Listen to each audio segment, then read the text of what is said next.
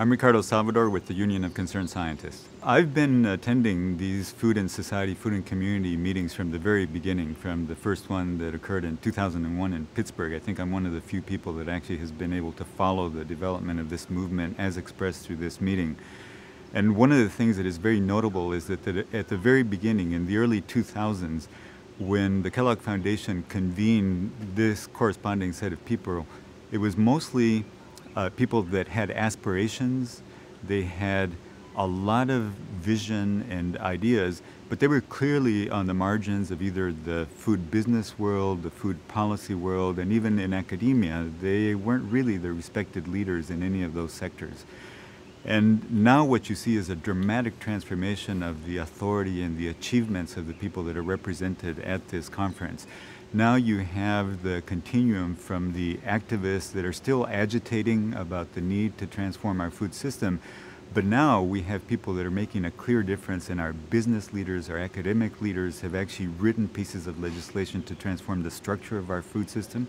So that these days, if you needed to go and find the authorities on just about any corner of the food world, you would go and find the people that are at this conference. They are the people that are actually shifting the way that the food system is evolving.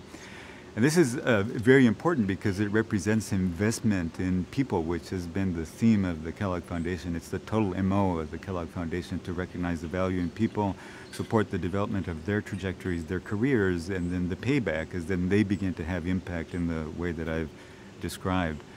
And the way that the food system work has evolved has been a combination of intentionality and also being very opportunistic whenever it is that the opening's presented.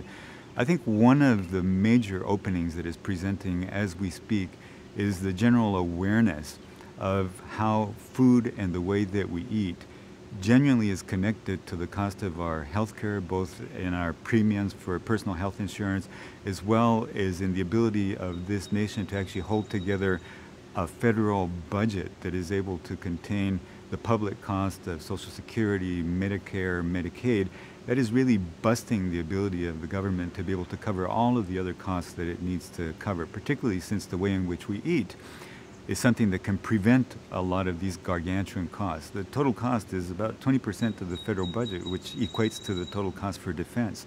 So it is very significant, and if that could be brought under control, if general population of eaters recognizes that they could actually prevent a lot of metabolic syndrome, hypertension, diabetes, cardiac disease, lower bowel cancers, and so on through the way that we eat, and that aside from being healthful for us, it actually will be cheaper for us as a nation, and it also makes business sense. We will build rural economies, we will build suburban economies, that there's just all kinds of win-win scenarios here.